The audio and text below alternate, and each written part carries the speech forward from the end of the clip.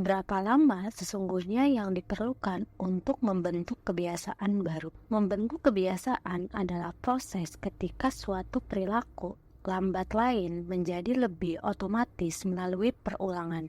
Makin sering Anda mengulang suatu kegiatan, makin banyak struktur otak Anda berubah menjadi lebih efisien dalam kegiatan itu. Ilmuwan saraf menyebutnya potensial jangka panjang, yang merujuk ke penguatan koneksi di antara neuron dalam otak berdasarkan pola kegiatan terbaru. Dengan tiap perulangan, pengiriman sinyal antar sel membaik dan koneksi-koneksi saraf makin erat. Fenomena yang pertama kali diuraikan oleh ahli neurofisiologi Donald Hebb pada 1949 ini umum dikenal sebagai hukum Hebb.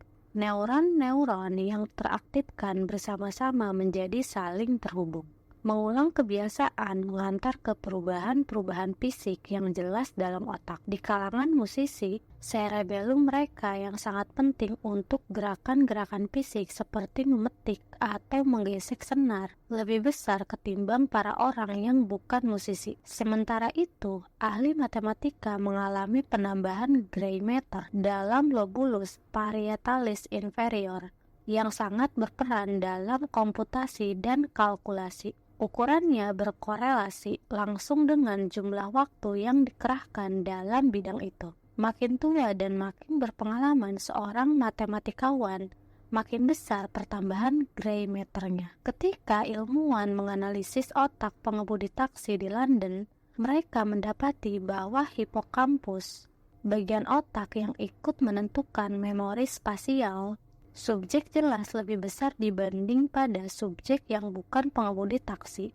Yang lebih mengejutkan, hipokampus mengecil ketika seorang pengemudi pensiun, seperti otot-otot tubuh yang beraksi terhadap latihan beban teratur. Bagian-bagian otak tertentu beradaptasi sewaktu digunakan dan menyusut ketika kegiatan serupa ditinggalkan. Tentu saja, pentingnya perulangan dalam memampankan kebiasaan sudah lama disadari sebelum ahli-ahli ilmu saraf mulai meneliti secara sistematis. Pada 1860, ahli filsafat Inggris George H. Lewis menulis, ketika belajar bicara dalam bahasa baru, belajar melainkan alat musik, atau melakukan gerakan yang tak lazim, orang merasakan kesulitan, karena saluran-saluran yang harus dilalui oleh suatu sensasi belum mapan. Tapi setelah perulangan yang sering berhasil membuat jalan pintas, kesulitan-kesulitan itu menghilang.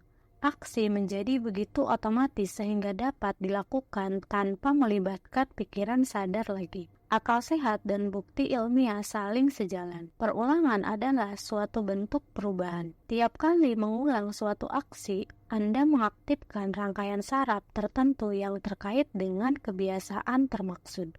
Artinya, mengulang adalah salah satu langkah paling penting yang dapat Anda ambil untuk menjadikan kebiasaan baru. Itu sebabnya mahasiswa yang mengambil banyak foto mengalami keterampilan yang meningkat, sedangkan yang hanya berteori tentang foto sempurna tidak mengalaminya. Salah satu kelompok aktif dalam praktik, sedangkan yang lain belajar secara pasif. Yang satu disebut action, sedangkan yang lain disebut in motion.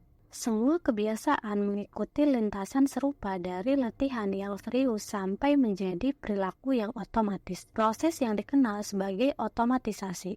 Otomatisasi adalah kemampuan melakukan perilaku tanpa memikirkan tiap langkahnya, yang terjadi ketika pikiran bawah sadar mengambil alih. Tampilannya mungkin sebagai berikut.